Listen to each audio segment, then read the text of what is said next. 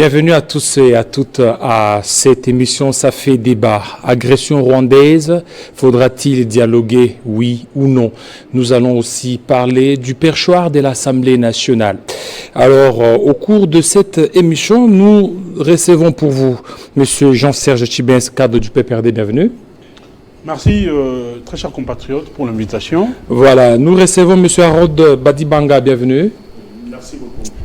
Monsieur Joseph Kachungoulou, membre de ACR, bienvenue.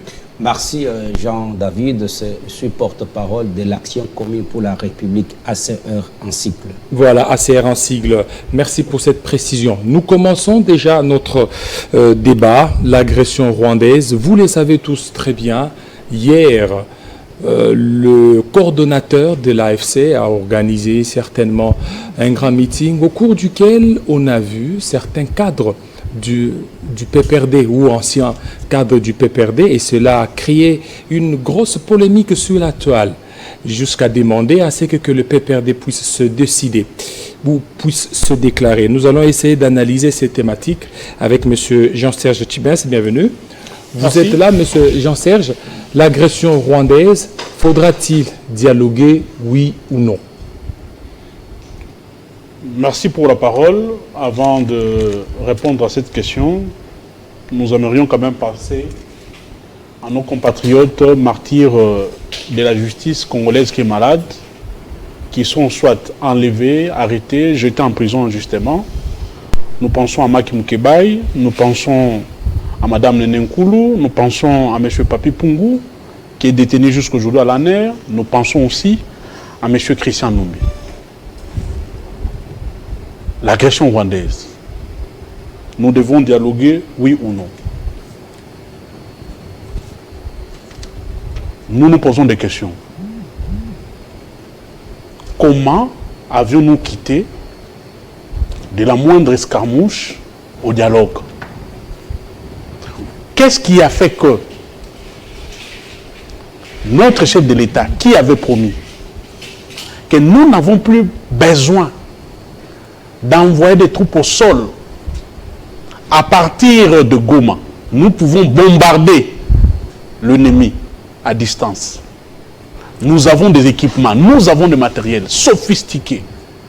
Notre armée est une armée forte. Et ça, c'est le chef de l'État qui l'a dit. C'est le chef de l'État. Ce que j'ai dit ne vient pas de ma bouche. Ce sont des choses qui ont été dites par le chef de l'État. Comment nous avions quitté ces stades-là pour arriver au dialogue? Qu'est-ce qui n'a pas marché? Est-ce que notre armée est-elle forte, comme on nous l'a dit, ou soit il y a une certaine complicité qui a fait qu'aujourd'hui nous ne puissions pas être capables à récupérer les villages ou les territoires? Qu'est-ce qui bloque aujourd'hui? Que les promesses faites par les chefs de l'État avant les élections présidentielles, il nous avait dit, à la moindre escarmouche, je vais réunir là, ce sont le Congrès. Des discours de campagne. Non, non. Faites très attention. Celui qui a prononcé ces discours n'était pas n'importe quel candidat. Candidat président. C'était le candidat président de la République. Si ça venait d'un candidat qui n'avait pas géré, on pouvait comprendre que c'était un discours de campagne. Nous avions affaire à un chef de l'État sortant qui était là pour défendre son bilan, afin de continuer son action. Mais toutes ces promesses, comme d'habitude, ne sont pas réalisées. Sont restées lettres mortes. Sont restées des promesses utopiques. Nous dialoguons aujourd'hui, ou nous sommes en train de dialoguer aujourd'hui, parce qu'en réalité, Jean-David Kololo, parce que nous sommes faibles. Nous sommes faibles sur le plan diplomatique, nous sommes faibles sur le plan militaire. Il se pose un sérieux problème. Le leadership fort au sommet de l'État. Ce qui fait aujourd'hui que nous sommes en train de reculer. L'ennemi avance. On préfère prendre des avions, faire des va-et-vient à gauche, en lieu et place de réfléchir pour trouver des solutions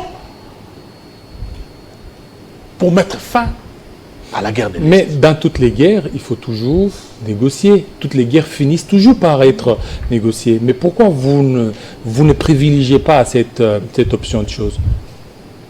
Les dialogues, oui. La guerre, elle peut finir par des discussions.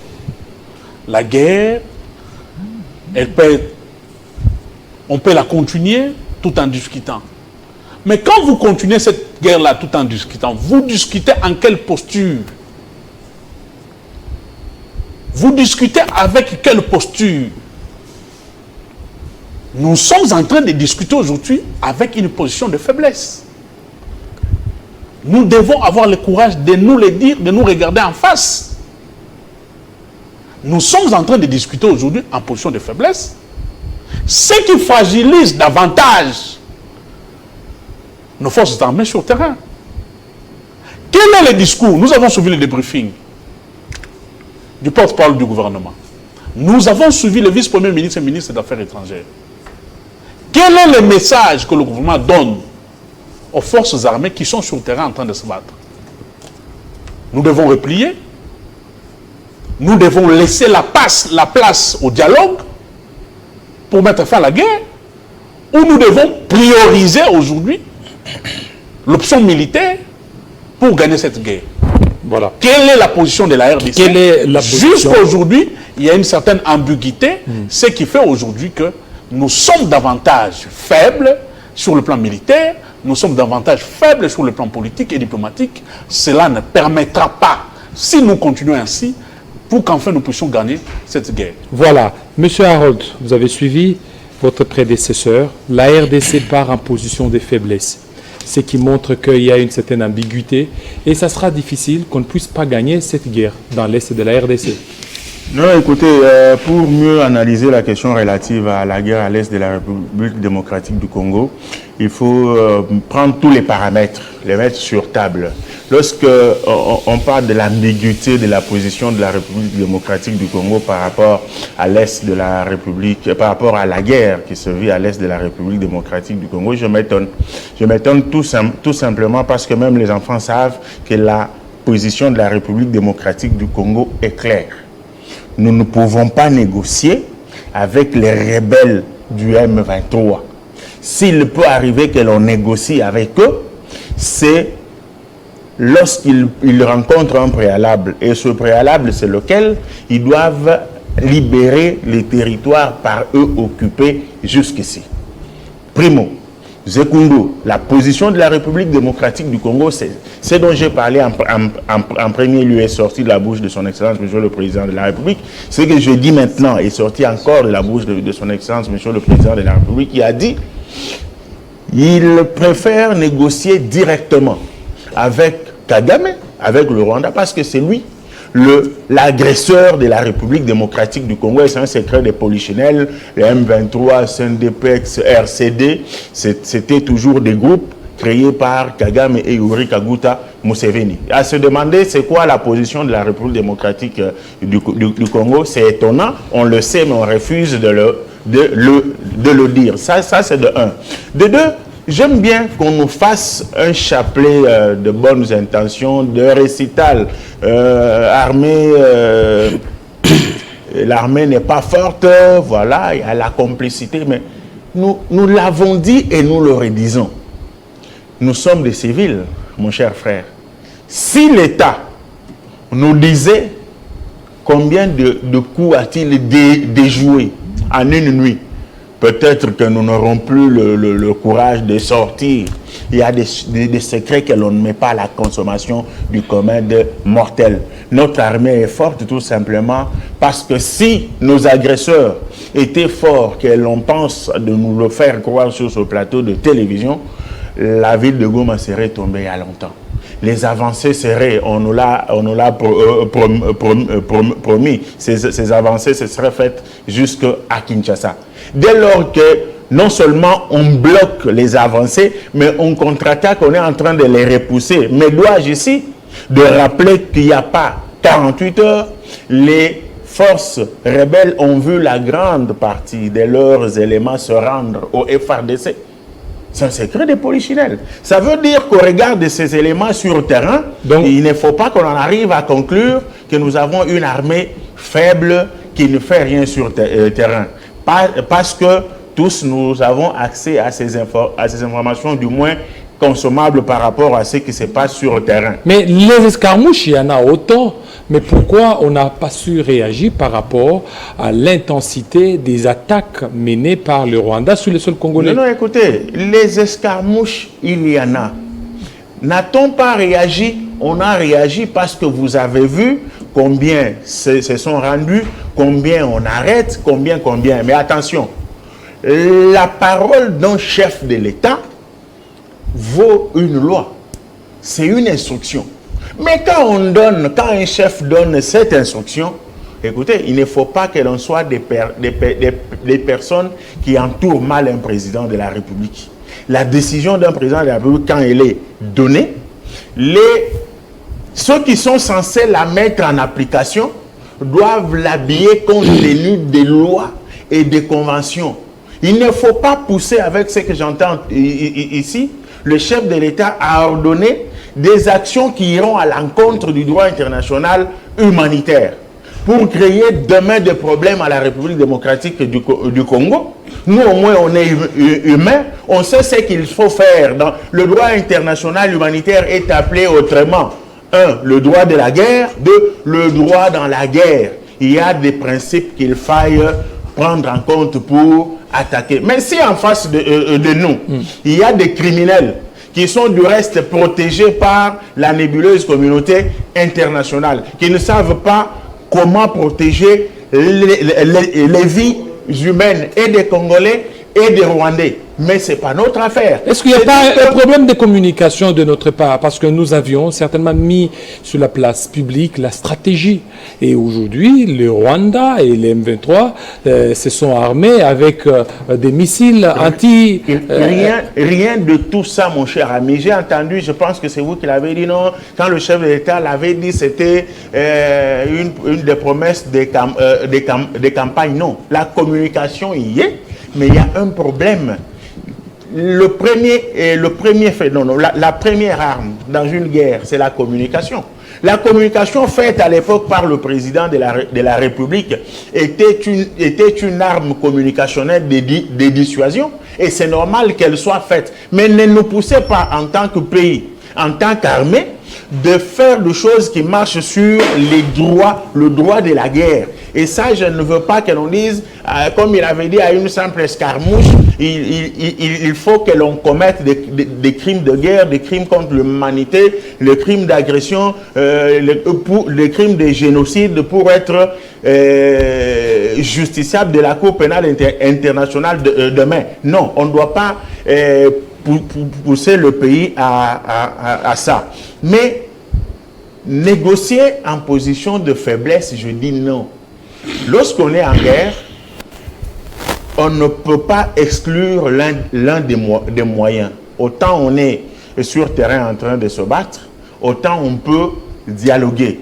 Et jusque-là, les éléments sur terrain nous prouvent que nous y allons en position de force. Je ne dois pas dire les mêmes choses, il y en a qui se sont rendus. Et la guerre se fait de la plus belle manière. Ceux qui sont complices sont découverts, il y en a qui sont arrêtés, il y en a qui sont rappelés à Kinshasa. Ça veut dire que dialoguer, oui, parce qu'en philosophie du langage, on dit que le dialogue est un agent pacificateur des conflits interhumains.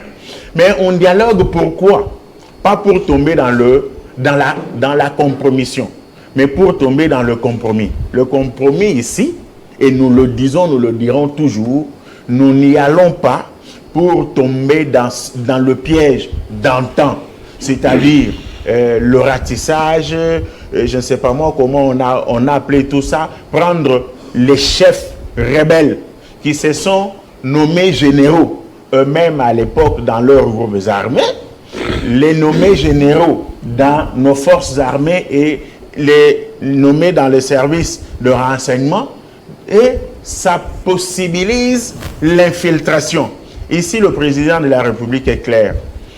Nous ne pouvons pas dialoguer avec ces gens parce que c'est à l'issue du dialogue qu'il y a la mise ensemble de tous ces groupes armés pour les intégrer dans nos forces armées, les intégrer dans le gouvernement. C'est comme si c'est une prime de guerre qu'on leur donne. Voilà. Tout le monde sait que ce sont des troupes des Rwandais, ce sont des troupes des Ougandais. Mais comme ces gens prétendent être des Congolais, après la guerre, après le dialogue, on peut vous accepter chez nous, mais pour revenir à la vie normale, mais pas pour devenir des militaires ou des policiers pour nous infiltrer comme par le passé. Monsieur Joseph Kajungulu, dialoguer, n'est-ce pas, légitimer les combats de Corneille Nangaa, légitimer le combat du M23, considéré comme un mouvement terroriste en République démocratique du Congo? Jean-David, il ne faudrait pas dissocier Nangaa et M23. C'est la même équipe, c'est une, je peux dire, une même équipe d'aventuriers de longue date qui ont voulu chaque fois que le Congo relève la tête, essayer d'emmener les bêtises pour nous rabaisser. Je voudrais ramasser rapidement Jean-Serge Thiban et je me rends compte que quand il s'exprime, vous sentez qu'on a affaire à un, je peux dire, un supplétif du M23 sur ce plateau. Alors, je ne vous permets pas. Il faut voir quand la personne s'exprime. Retirez ça. Retirez ça. Je ne vous permets pas. Retirez. Si vous ne retirez pas, je prends le document, je partage. Il doit apprendre à respecter les gens. Monsieur Joseph, vous retirez ça. Je ne vous permets pas, monsieur. David, je ne sais pas. Monsieur Joseph, monsieur Joseph, veut retirer. Il faut suivre mon français. Vous devez retirer ça. Je ne retire pas. Non, s'il vous plaît. Monsieur, non, monsieur Serge. L'adhésion à l'AFDC est individuel. Monsieur Jean-Serge. Vous m'avez dit signer un document de l'AFDC. Monsieur Jean-Serge. Monsieur Jean-Serge. Faites attention. Monsieur Joseph, veuillez retirer, parce que lui, tel qu'il est là, il ne se reconnaît pas. Et lorsqu'il ne se reconnaît pas, veuillez retirer. Est-ce que, Jean-David, je ne sais pas si vous avez suivi mon français, j'ai dit, c'est comme si je suis en face d'un supplétif. Alors lui, il je n'ai pas dit que je suis vous retirez ça. Je ne retire pas. S'il vous plaît, Monsieur Joseph Kajungulu. Monsieur Joseph Kajungulu. Je recommence alors mon propos. Allez-y. Je recommence mon propos. Lui, il ne veut pas que... Je considère comme si je ne veux pas parler, je recommence mon propos. Allez-y. Je dis ceci. Nous sommes en train de parler de la République. Jean-David, on ne joue pas avec la République. Il n'y a pas longtemps, vous aviez vu les cadres du PPRD dans des réseaux sociaux à côté de Corneille Nangaa. Est-ce qu'on peut nous dire, ces gens-là, quand ils sont partis, ils avaient quelle qualité au sein du PPRD? Ce sont des cadres du PPRD. Et s'il est lieu de démontrer, j'ai entendu ici quelqu'un dire, ça frise la faiblesse de notre armée et la diplomatie. Ça, c'est exagéré dans le langage. Parce que ce que je sais, le président de la République, il s'est donné, il a sillonné ce monde pour retourner la République démocratique du Congo dans les concerts des nations. Là où nous n'étions plus considérés comme un pays. Et là, on parlait du Congo, c'était le Rwanda qui représentait la République. Et aujourd'hui, ce sont les Congolais qui descendent, qui montent avec les avions, avec tous les risques pour défendre la République. Et s'il faut discuter, je l'ai toujours dit, ce que vous appelez abusivement la communauté internationale, moi je la qualifie de la société internationale. Parce que dans la communauté plutôt, il y a le rapport de fraternité. Et quand nous sommes dans une société internationale, chacun travaille pour ses intérêts égoïstes. Ici, il y a les gens qui allèguent les choses. Nous sommes en face d'une situation qui a été créée par les anciens dirigeants de ces pays. Lorsque vous vous permettez de signer les accords qui accordent le Rwanda, ses services de sécurité, d'inspecter nos 9 frontières nuitamment, vous vous attendez à quel résultat? Vous signez les accords. Est-ce que vous avez des preuves de tout ça? Je cite la source. Ce sont des rumeurs des réseaux sociaux. Jean-David, nous citons la source. Le professeur Kalele, il a animé la conférence. À l'époque, nous fûmes dans l'opposition, nous étions dans la salle, on nous a distribué les documents. Ça existe. Et il y a même un ancien président nigérian, Obasanjo, qui a posé la question à Chimamanda Ngozi. Vous acceptez de signer ces genres d'accords? Il dit oui. Et Obasanjo lui dira, votre pays aura des problèmes. Nous en avons aujourd'hui. Et lorsque vous avez 10 fils de ces pays, congolais de souche, qui se battent pour défendre la nation et qui pointent même l'ennemi, je vous donne un fait. Nous sommes à l'époque où Kabila Joseph est président de la République. Une manifestation organisée par les amis du PPRD qui sont en train de rejoindre les M23 aujourd'hui à la Fikine. Mais c'est pas tous, hein. Écoute, pas tous. Ils se sont à la Fikine, désolidarisés. c'est lui qui fit à l'époque DG, c'était Kolomoni. On a cité seulement le nom du Rwanda dans cette manifestation. Kolomoni était suspendu de la RTNC comme DG jusqu'au jour d'aujourd'hui. Et allez-y comprendre quelque chose. Voilà, si nous voulons discuter, on doit discuter qu'avec la communauté internationale qui soutient abusivement le Rwanda. C'est connu. Tous les rapports de l'ONU et toutes les structures organisées citent le Rwanda nommément. Ne dites même pas que nous avons vu ces armes, ces missiles sur notre sol. Vous faites ça, la publicité du Rwanda abusivement et inutilement. Ici, il y a le lieu, je vous donne les faits. L'armée rwandaise est constituée à combien d'effectifs plutôt? Et la nôtre. Prenons tous les territoires occupés par les Rwandais aujourd'hui. Et quand ils occupent, ils laissent combien de militaires? Et au Rwanda, il y en a combien? Et ceux qui sont en train de progresser sont au nombre de combien?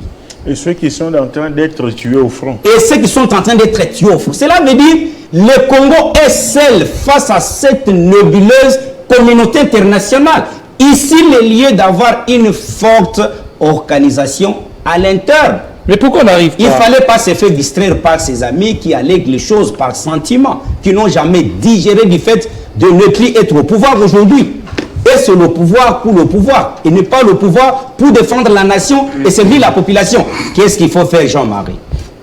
À l'interne, nous sommes en train de constituer les institutions. Qui place à tel ministère? Et comment réduire la taille gouvernementale afin de bénéficier beaucoup d'argent pour financer l'armée, nos services de sécurité et réorganiser les choses. Lorsque on arrive au pouvoir, on trouve une armée totalement infiltrée, avec les systèmes de brassage, mixage. On commence à nettoyer. Vous pouvez vous rendre compte, quelqu'un, il est colonel chez nous, il arrive au front, il traverse pour renforcer les camps de l'ennemi. Est-ce que celui-là, c'est un militaire?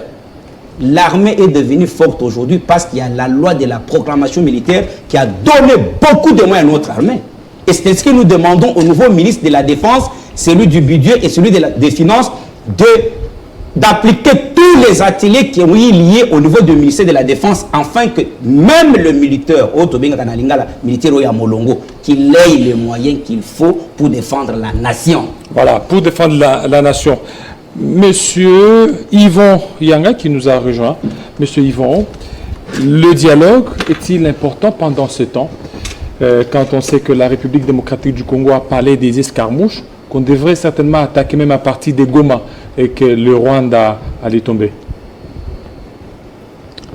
Merci beaucoup, monsieur le journaliste Kilolo. Je suis des débats de partout, des Congolais qui parlent de dialogue. Nous allons dialoguer avec qui? Nous allons dialoguer avec qui? Bon, on respecte l'institution président de la République. Mais moi, personnellement, à mon humble avis, le Rwanda, c'est un pays agresseur, c'est un pays de terroristes, c'est un pays de tueurs. Ce n'est pas aujourd'hui qu'ils ont commencé à se comporter à cette manière. Il y a eu combien de dialogues dans ces pays avec les troupes armées? Alors il faut quoi? Il ne faut pas dialoguer? Non, écoutez. Moi, je pense que la levée du moratoire sur la peine de mort, c'est une solution salvatrice, à mon humble avis. Donc il faut fusiller tous ces... Parce que, vous savez, monsieur le journaliste, écoute-moi. Allez-y. J'ai suivi un rebelle qui dit que dans les années 1994, j'étais dans telle troupe armée. En 1997, j'étais dans telle troupe armée. En 2000, je suis arrivé dans tel groupe. En 2005, je suis... Donc, il a sillonné au moins 6 groupes. 6 groupes. Pour quelle mission? Pour égorger, pour tuer, pour terroriser, pour décapiter. Maintenant, quelqu'un qui vient pour une seule mission, de tuer, de décapiter, d'égorger l'être humain, comme moi et vous. Écoutez, messieurs Jean-Didier, je vais vous dire ceci. Ceux qui vivent à l'est du pays sont des humains comme moi et vous. Sont des humains comme moi et vous. Des rebelles qui viennent avec une seule mission. Je dis une seule mission. Terroriser la population. Et pour mieux terroriser, il faut les égorger. Il faut les tuer. Il faut les décapiter. Il faut les chasser. Maintenant, nous, en tant que gouvernement responsable, qu'est-ce que nous allons faire? On arrête les rebelles, on fait la publicité dans les chaînes de télévision, dans les groupes de réseaux sociaux, dans les radios, et après, le rebelle, après 1 mois, 2 mois, vous le voyez encore de l'autre côté. Mais c'est de l'insensé. Là, il faut quoi? La moindre des choses, c'est tuer. de respecter la levée du moratoire sur la peine de mort. On vous arrête, on vous tue. Même en silence, et vous êtes parti. Ni ta famille, ni tes frères, ni ta femme, ni tes enfants. Ah oui, mais alors maintenant, pour le faire, il faut négocier en position de défense. Autre chose importante. Je l'ai déjà proposé dans une correspondance au chef de l'État. Je donne un exemple qui est vraiment raisonnable. Vous êtes mon frère. Vous êtes mon jeune frère. Et moi, je suis votre grand frère. Aujourd'hui, vous êtes devenu rebelle. Et moi, je suis colonel. Nous sommes de même contrée. Je sais que Jean Didier est de l'autre côté. Il est dans tel secteur, il est dans tel coin. Il va attaquer tel jour. Est-ce que vous êtes sûr que je vais prendre toutes les dispositions utiles pour vous neutraliser? Pour vous tuer, vous, mon frère? Mais ça veut dire quoi tout ça? Ça veut dire qu'il faut changer l'unité des commandements. Au niveau du front. Nous avons les Balouba. Nous avons les Bangala. Nous avons nos frères de Bakongo. Pourquoi toujours mettre les Baswahili qui restent dans cette partie du pays, dans leur contrée, pour combattre les ennemis, dès lors que ces ennemis-là sont leurs frères, sont leurs sœurs, sont leurs tantes, sont leurs fils? Vous êtes sûr que moi je suis le père à Monsieur X? Monsieur X sera tué demain par une foudre de missiles, des lance-roquettes, des attaques, des drones, des hélicoptères, et je reste comme ça. Non, je vais informer à mon frère. Faites attention, déplacez-vous. On vient et puis on saccage l'endroit. C'est comme si nous venons de faire quelque chose, or rien n'a été. Donc, on doit changer l'unité des commandements. Parce qu'il y a trop de traîtres. Autre chose importante. La levée du moratoire sur la peine de mort doit être une réalité. Ça ne doit pas être quelque chose qu'on doit inventer, qu'on va commencer à chanter. Nous implorons le chef de l'État comme commandant suprême. Une fois qu'on arrête un rebelle, il faut le faire disparaître.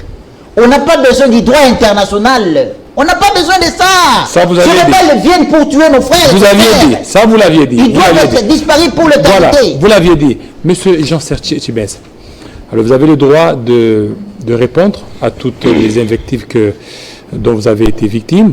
Et en plus de cela, comment vous vous sentez pendant cette période lorsqu'on a vu 4 de vos camarades rejoindre l'AFC? Et aujourd'hui, on est en train d'attaquer votre parti politique, comme quoi qu'il serait des connivences avec l'M23. Très cher frère, laissez-moi le temps pour que je puisse faire un recadrage. Allez-y. Remettre mon frère Kajimoulou à sa place. Peut-être qu'il ne maîtrise pas l'histoire. Conformément au statut de nos partis, l'adhésion au PPRD est individuelle, libre et volontaire. il y a plusieurs conditions, quand vous prenez les articles de non-statut, par rapport à la perte de la qualité des membres. Je ne vais pas entrer dans ces débats. Nos statuts, ce sont des statuts qui sont conformes aux lois de la République, à la Constitution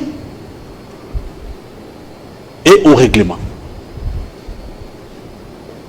Nos statuts ne vont pas aller à l'encontre de la Constitution qui est la loi fondamentale.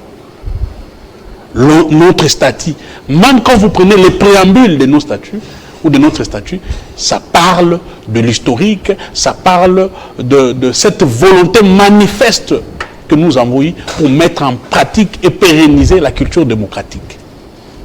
Donc, notre parti politique ne soutient pas et ne soutiendra pas un mouvement rebelle ou un groupe rebelle. Ceux qui partent là-bas ne sont pas des personnes mandatées et qualifiées pour faire une liaison ou un raccordement frauduleux avec le PPRD. Les personnes habilitées pour engager les partis, ces personnes sont connues. Entrons dans le fond, dans le vif du sujet. Ces compatriotes sont libres de faire leur choix, d'adhérer au PPRD et de répartir quand ils veulent. Ils ne sont pas partis là-bas avec la bénédiction du PPRD. Mais comme l'histoire est une science aussi têtue, nous avons de fait ici. Je vais démontrer à Kajungulu que le propos là qu'il tient, ce sont des propos qui ne tiennent pas la route. Son maître, Étienne Tshisekedi Wamulumba, fils cofondateur de l'ASD. ASD. Plus tard, il deviendra ou il rejoindra le RCD Goma. Est-ce qu'on avait qualifié tous les membres de l'UDPS d'être des terroristes, de rebelles? Est-ce qu'on avait radié l'UDPS sur la liste des partis politiques en République démocratique du Congo? Est-ce qu'on avait mis sous surveillance ou haute surveillance les cadres de l'UDPS en République démocratique du Congo? Non. Willy Ngoma est porte-parole du M23. Willy Ngoma revendique officiellement son appartenance à l'UDPS. Il publie via ses comptes officiels de réseaux sociaux des photos avec les cadres de l'UDPS. Pourquoi on ne s'acharne pas sur l'UDPS? Pourquoi on ne s'acharne pas sur le secrétaire général et le président national de l'UDPS? Jean-Jacques Mamba, c'est le dernier porte-parole du MLC. Parti de Jean-Pierre Bemba, vice-premier ministre, ministre de la Défense. Jean-Jacques Mamba a rejoint l'AFC. Pourquoi des hommes comme Kajungulu et un certain député nommé, un sous-traitant, ne s'acharnent pas sur Jean-Pierre Bemba et le MLC? Les cas sont légion. La vraie raison ici, elle est connue. C'est une diversion que ces députés nommés est en train de faire. C'est qui ces députés nommés? Je ne connais pas son nom.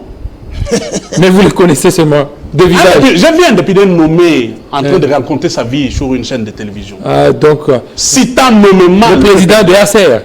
Je ne sais pas, peut-être c'est lui. ACR. Donc, Eliezer Ntambo. Nous disons à ces députés nommés, la réalité, le problème du Congo, c'est que les Congolais attendent sont ailleurs.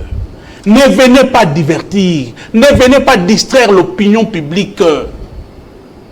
Si on devait prendre la logique de ces députés et de Kajungulu, que les membres du PPRD, les membres du FCC sont d'office alliés de l'AFC ou du M23, donc nous pouvons conclure que Willy Ngoma, qui est membre ou qui fut membre de l'UDPS, a été mandaté comme porte-parole du M23 par l'UDPS. par Kabila, par Félix Tshisekedi. Si nous devons poursuivre avec cette logique, nous devons aussi conclure que Jean-Jacques Mamba, dernier porte-parole du MLC, est dans l'AFC, dans le M23, avec la bénédiction de Jean-Pierre Bemba, qui est membre de leur famille politique. Non. Ici, le problème est que le PPRD dérange. Le PPRD, c'est le plus grand parti de la République démocratique du Congo. Le parti le mieux implanté, le mieux structuré. Mais vous ne condamnez pas avec ça. Un ancrage sur le terrain. Cet ancrage pose problème à l'Union sacrée. Ils ont des missions. Ils veulent faire passer. Ils veulent faire changer la Constitution. Ils savent que le seul blocage devant eux, c'est le PPRD. Voilà pourquoi la mission a été confiée à ces députés nommés sous-traitants de salir et d'éternir l'image du PPRD. Enfin qu'ils puissent avoir une mainmise, qu'ils puissent sceller les bureaux du PPRD pour que lors de l'opération du changement qu'ils ont déjà commencé, parce qu'ils ont déjà mis une cellule pour changer la constitution de la République, que le peuple ne s'élève pas.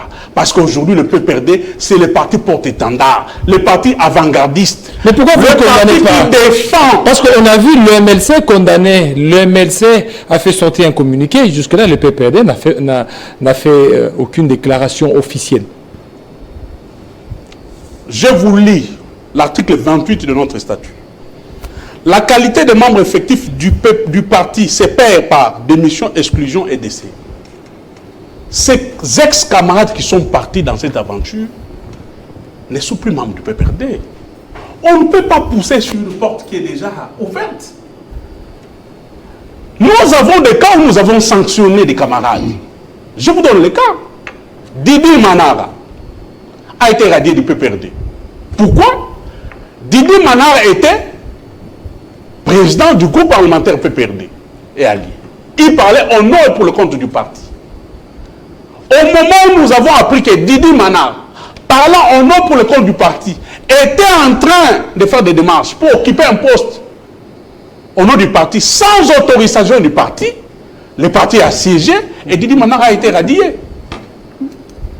Pourquoi nous devons faire un communiqué sur des personnes qui sont déjà parties, sur des personnes qui sont déjà parties dans un mouvement qui est à l'encontre de nos statuts, oui, qui est à l'encontre de notre règlement. Je pense que le temps qu'on vous a parti pour sur ces chapitres, oui, nous disons que c'est un faux débat, que les gens ne s'agitent pas. Mais pour clôturer mon propos par rapport à cette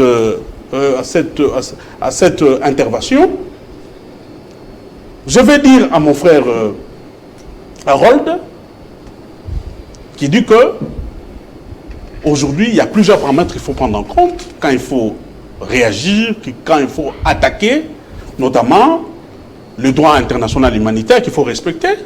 Mais je me pose la question, quand les chefs de l'État déclaraient de la moindre escamouche, nous allons attaquer, ils n'avaient pas pris la mesure de respect du droit international humanitaire. Voilà, merci. Kajimoulou, qui dit que les chefs de l'État avaient trouvé une armée infiltrée, une armée désorganisée. Mais j'ai dit à Kajimoulou, les vidéos existent. Ton chef, Félix Tshisekedi, en arrivant au sommet de l'État, avait reconnu officiellement que j'ai trouvé une armée structurée, organisée, républicaine. Merci. Une armée forte. Voilà, merci. Donc, si vous confirmez sur ces plateaux que vous avez trouvé une armée infiltrée, vous êtes à l'encontre et vous êtes en train de contredire. Merci. Monsieur Harold Badibanga, mais pourquoi cet acharnement sur le PPRD alors qu'il y a d'autres partis politiques? On a vu Jean-Jacques Mamba qui a rejoint l'AFC et tant d'autres, mais c'est seulement sur le PPRD, c'est comme un certain fixisme sous ces partis. Non, malheureusement, vous me posez la question de savoir pourquoi cet acharnement, comme si c'est moi qui m'acharne contre le PPRD. Non, ça dit que la population, le peuple congolais. Non, dans le commun des mortels, je ne suis pas porte-parole de la population. Je suis au cadre du Congrès national congolais, c'est ça mon parti. Mais écoutez, mettez-vous à la place de la population, en commençant par moi. Enlevez-moi la casquette d'avocat, analyste politique, membre d'un parti politique, tout ça. Mais en tant que monsieur Harold Badibanga, j'ai eu des amis que j'ai fréquentés. Je parle ici d'Henri Magie, je parle ici de Chisola. Brusquement, je me rends compte qu'ils sont dans la rébellion. Dois-je applaudir? Nonobstant le fait que Tchibin a raison, c'est leur droit de quitter le PPRD, d'adhérer à n'importe quel groupe qu'ils veulent. Mais moi, je ne vois pas, je ne suis pas dans cette vision simpliste et minimaliste. Je constate qu'ils ont adhéré à une rébellion pour égorger, décapiter, tuer, violer, transformer les hommes en lit de viol de leurs épouses et ventrer les femmes enceintes, sortir les fœtus et les brûler, contraindre un homme à manger la chair de sa mère, de son fils, de son épouse. Là, nous devons faire la part des choses.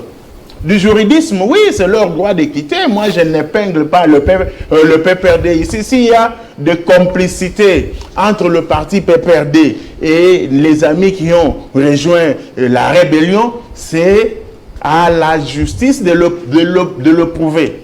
Le contraire, c'est de la spéculation. Je ne suis pas dedans. Mais moi, je dis qu'audio ça sonne restringenda. Aux choses odieuses, l'interprétation est stricte. Là, je ne peux pas... même tel que je le dis là, je ne me l'imagine pas. Que ce soit ces amis-là qui aient rejoint la rébellion pour tomber dans les crimes odieux dont nous parlons ici. Non, je pense que ça ne ferait même pas un débat. Ça ne ferait même pas un débat. Revenir sur ça, c'est se moquer du peuple et se moquer de la République. Mais je voudrais très bien insister sur le fait que mon ami Serge Chibin me comprend parfaitement bien, mais depuis un temps, il fournit beaucoup d'efforts pour ne pas me comprendre ou de sortir de sa tête ce qui est limpide. La diplomatie RD congolaise agit et de manière forte. Pourquoi? Parce que aujourd'hui, au-delà des spéculations, qui est le vrai agresseur de la République démocratique du Congo? On citait le CNDP, le M23, du Tohubohu. Aujourd'hui, tout le monde sait que c'est Kagame Batouare et le Rwanda. Du haut de la chaire des Nations Unies, Tshisekedi Tshilombo l'a dit, et les experts des Nations Unies, se basant sur le rapport de nos experts, ils l'ont dit, ne cesse de le dire. Ça, c'est de un. De deux, depuis que la tragédie a commencé à l'est de la République démocratique du Congo, il n'y avait jamais de sanctions contre les officiels rwandais. Aujourd'hui, il y en a. C'est grâce à la diplomatie et nous sommes insatisfaits en tant qu'État par rapport à ces sanctions-là parce que nous pensons que le principal agresseur, c'est Kagame Batouare, il doit être sanctionné. Et au-delà de ça, Kagame et le Rwanda ne sont que cet arbre qui cache la forêt. Les agresseurs, c'est aussi les multinationales. Ce sont les États-Unis. Je finis par là pour dire, nous acceptons de dialoguer, il n'y a pas de honte à ça. Mais directement avec ces criminels pour leur dire vous devez arrêter de faire ce que vous continuez de faire et en disant clairement qu'il n'est plus question de revenir sur les erreurs d'hier. Les erreurs d'hier, c'est le brassage. Les erreurs d'hier, c'est le mixage des différents groupes rebelles avec l'armée régulière pour possibiliser l'infiltration pour laquelle nous sommes en train de nous plaindre aujourd'hui. Voilà, merci M. Kajungulu. C'est votre parti politique, c'est votre président qui a alerté sur le départ d'Henri Magie vers l'AFC. C'est lui. Et du coup, on a même suivi M. Jean-Serge Chibin dire que votre autorité morale, si je peux le dire ainsi, il veut qu'on puisse enlever l'agrément au PPRD. Votre réaction? Alors, merci. Je voudrais commencer avec Arnold.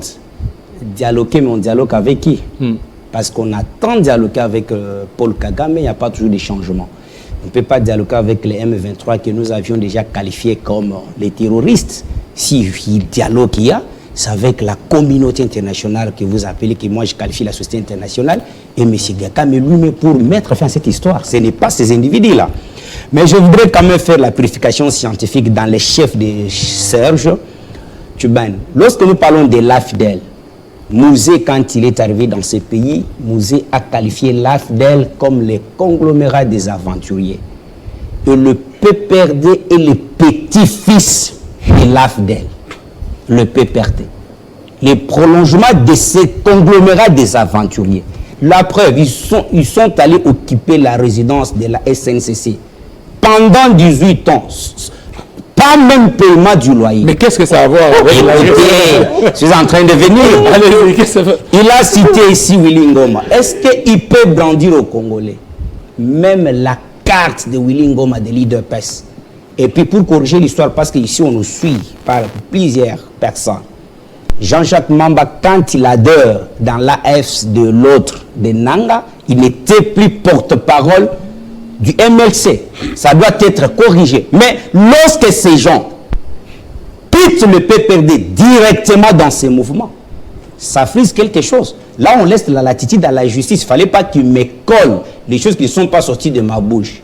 Lorsque mon président, le capable président Élisée Ntambo, alerte qu'il y a ceux qui vont sortir à travers le Congo-Brazzaville, Bumbashi à travers Kalemi et Goma. Et Henri Magé sorti par où? Et est-ce que c'est sa responsabilité? Tu es journaliste, tu peux alerter quelque chose. Si les services ne font pas leur travail, où est le problème d'Élisée Ntambo?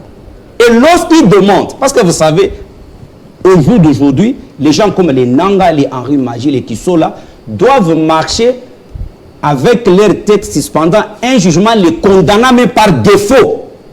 Obligatoirement. Qu'ils sachent qu'ils sont condamnés par la République.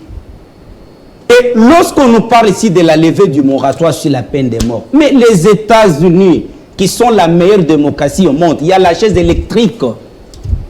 Tu commets un acte avec qui touche à la sûreté de l'État, on t'emmène sur cette chaise et tu es parti.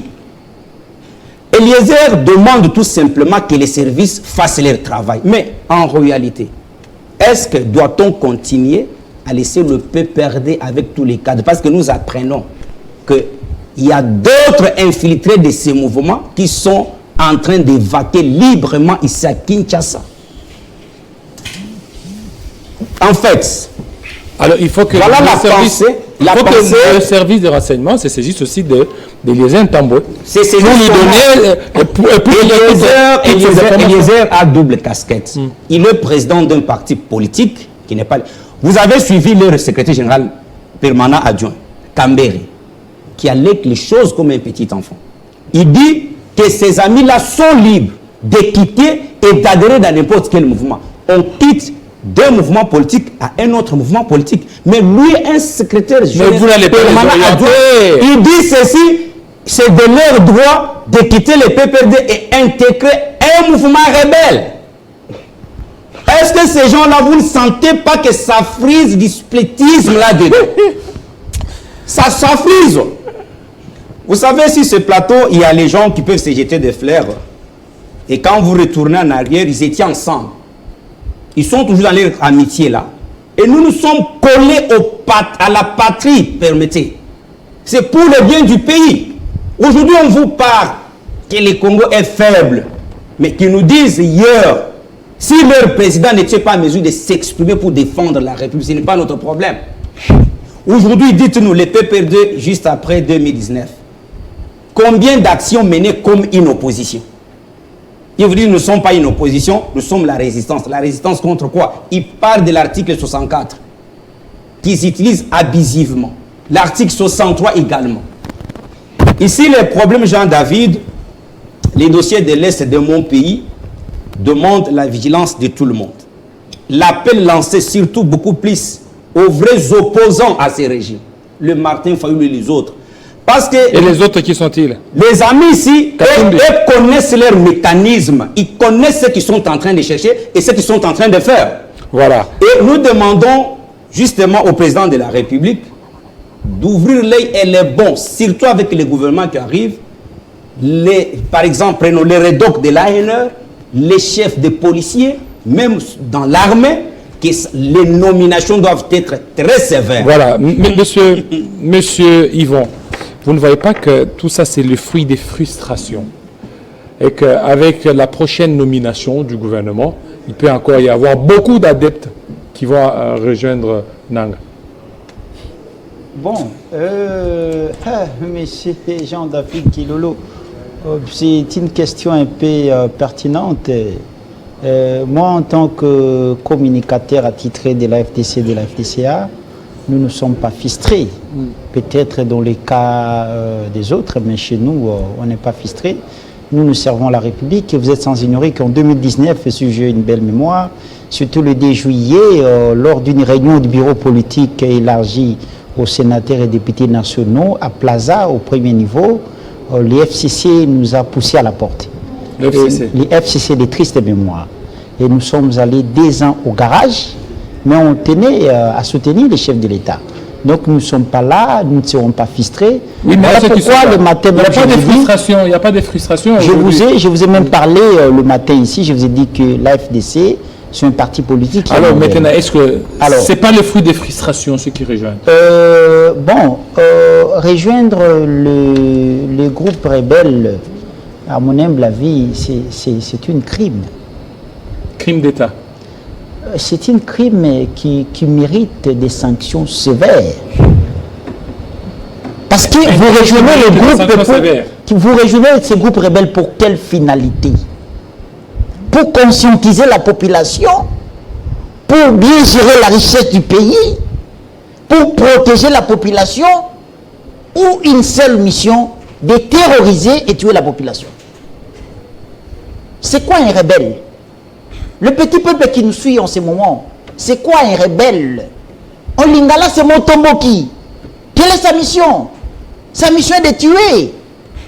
Alors, comment moi, Congolais, tel que je suis ici, je fais plusieurs fois l'est du pays, dans le cadre de l'implantation de la FDC. Je suis arrivé à l'Itourie, on me dit, non, mais écoutez, camarades Yvon, dans quel territoire il ne faut pas aller? Mais je dis, mais pourquoi? Non, là-bas, c'est une zone rouge. Quoi? Il ne faut pas arriver là-bas. J'arrive à Goma, je parcours quelques territoires, on me dit, non, là-bas, il ne faut pas aller, sinon tu vas rester là-bas. Je dis, mais tiens, c'est comme ça les combos.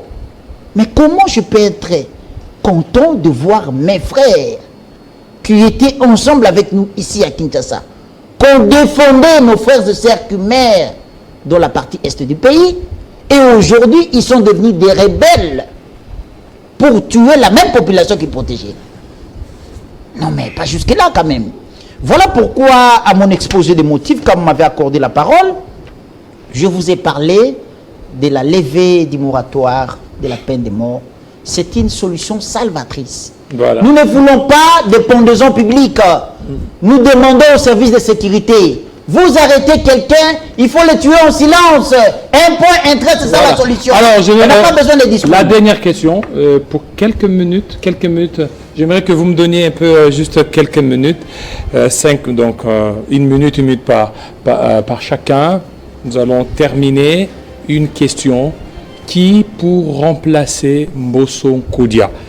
Alors, je vais commencer par Jean-Serge Tibès. Vous avez juste quelques secondes et ça sera une question pour tout le monde. Je vais prendre ma minute pour répondre à ce qu'on a dit ici. Mbosso est le fruit d'une corruption. Ce sont des députés qui ont été nommés après cette forfaiture électorale. Rien de bon ne sortira à l'Union sacrée ou à l'Assemblée nationale. Mais je vais terminer cette émission pour dire à mon frère Kajungulu, je ne savais pas que le député sous-traitant nommé était son président national. Mais il faut lui dire que s'il a besoin d'un poste, qu'il ne cherche pas ses postes sur le dos du PPRD. Parce qu'il y a un député sous-traitant utilisé par l'Union sacrée qui avait endossé la responsabilité de salir l'image de Kabila et du PPRD et du FCC. Ntsinghi Pouloulou. En apportant cette loi de père et de mère, aujourd'hui, il a été jeté dans la poubelle. Il a été payé en monnaie de singe. Que les airs fassent très attention. Les allégations fallacieuses et tendacieuses qu'il est en train de tenir pour nuire à l'image du PPRD et de Kabila vont lui coûter demain. Parce que ceux qui ont servi l'Union sacrée, certains aujourd'hui sont en train de pleurer. Et pour finir, le PPRD est en train de continuer sa lutte républicaine, est en train de continuer cette résistance républicaine jusqu'au bout. Nous allons porter tête haute nos idéaux pour le combat démocratique jusqu'à la reconquête du pouvoir. Monsieur Arnaud de Vadimanga. Non, par rapport à cette question, il revient au président de la République, dans sa casquette de numéro 1 de l'Union sacrée, de décider. Mais les principes sont clairs. Le président de l'Assemblée nationale doit être issu du parti ou du regroupement majoritaire. À l'Assemblée nationale, la même chose avec le Sénat. C'est à ce titre que les années passées, on veut au même Minakou PPRD, président de l'Assemblée nationale, et au Sénat, c'était un PPRD. Mbosso ne doit pas oublier, le président Mbosso ne doit pas oublier que s'il était là, c'est par rapport au fait qu'il était président du bureau d'âge et qu'il a plu au chef de l'État de le désigner pour qu'il continue comme membre de l'Union sacrée. Mais aujourd'hui, prétendre encore à ce poste-là sans se poser la question de savoir si on a combien d'élus par rapport à d'autres qui a non. Sinon, mon parti, le CNC, revendiquerait aussi le poste du président de l'Assemblée nationale. Monsieur Kazungulo. Bon, Jean-David, nous devons pérenniser les acquis et faire la continuité au bureau de l'Assemblée nationale avec les éléments précis. Mbosso Kodia Kwanga arrivé là-bas, il y a eu le veuve des anciens députés de 1960 à 1990 payé. Et il a régularisé la situation des indemnités de sortie du bureau Caméré 18 ans après. Et une telle personne. Et c'est avec Christophe Mbosso que nous avions connu dans ce pays un ministre qui a connu la déchéance de l'AFDC. Et puis, voilà pourquoi nous demandons que Mbosso doit remplir le mandat, c'est pour créer... Mbosso a acheté les députés avec les palissades. Mbosso Kodia. Il avait acheté les députés avec les palissades. Vous n'avez aucun député. Le monde va reconnaître que c'est Mbosso qui a payé $23 000 aux députés. Dans ça. Mbosso il est dans cette minute de l'Union sacrée qui nous a donné. Écoute, on n'a pas besoin d'avoir des députés nommés comme le président national. Pourquoi nous ne voulons pas que un monsieur comme Modeste Bahati ne peut pas gérer l'Assemblée nationale? Parce que, écoutez, c'est parce qu'il y a, par exemple, la loi foncière initiée au niveau du Sénat. Cette loi donne à toute personne combien de lois que vous votez sous Mbosso? Mais comment tu... Pourquoi tu... Le travail d'un député, c'est de légiférer. Laissez-les beaucoup de ministres.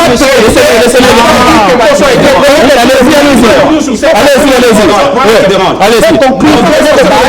Permet d'amener une proposition adoptée au niveau du Sénat, mais bloquée par l'Assemblée nationale. Pourquoi vous dérangez, vous les PPR? Les amis, imagine. Mais parlez, il y a ceci. On fait passer combien de lois? Voilà les populations. Vous autorisez même aux étrangers d'avoir les concessions au Congo et le droit disait du sous-sol pendant mon année renouvelable. Voilà. Je demande au président de la République, pour créer l'équilibre entre les institutions, Modeste Bahati et les autres qui sont en train de se disputer les bureaux de l'Assemblée nationale, ils n'ont pas de place, ils sont meilleurs ailleurs. Tout le monde ici, c'est Mbosso qui peut bien vous accompagner. Voilà, monsieur Yvon. Merci beaucoup, monsieur Jean Dédier, de m'avoir accordé la parole pour quelques secondes. Je regrette de m'avoir appelé ou invité dans ce débat avec un vagabond politique comme ce monsieur qui est à ma gauche. C'est un vagabond politique. En 2023, il a parcouru 6 formations politiques. Donc c'est un vagabond politique. Et je lui rappelle, que la première force de la RDC s'appelle le PPRD, qui a 208 députés. La première force, oui. Excusez-moi. Excusez-moi. La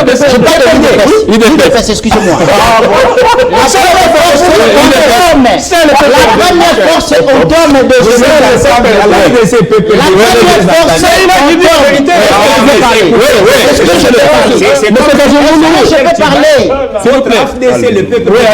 la première force en termes des élus s'appelle UDPS. Des élus nommés. Il a 200 députés provinciaux. Ça, c'est un semaine de allez-y. L'UDPS a 208 députés provinciaux et 149 députés nationaux. Au total, 357 députés élus directement par le peuple. Tandis que la deuxième force revient à la FDC, qui a 78 députés provinciaux et 30 députés nationaux. En total, 106. Mbosso dans son parti. Je dis les partis de Mbosso n'a que 2 députés provinciaux et 3 députés nationaux. J'ai la liste ici. Mbosso en a 12. Total, Et les cartels de terme de l'étiquette de Mbosso à 30. Monsieur le vagabond politique. Non, retirez. On l'utilise parce qu'on lui fait 1 300 Monsieur le vagabond S'il vous plaît. Est-ce que tu peux te Merci. Vous êtes 1 300 dollars. Merci. Non. Ces individus qu'on a utilisés. S'il vous plaît. Pas de tels propos. S'il vous plaît. Merci. Merci beaucoup. S'il vous plaît. S'il vous plaît. Monsieur Yvon. Monsieur Rajoumou. S'il vous plaît. Pas sous ces propos. Pas des propos comme ça. Non. Merci beaucoup, fidèles téléspectateurs. Restez branchés sur Télé 50. Merci.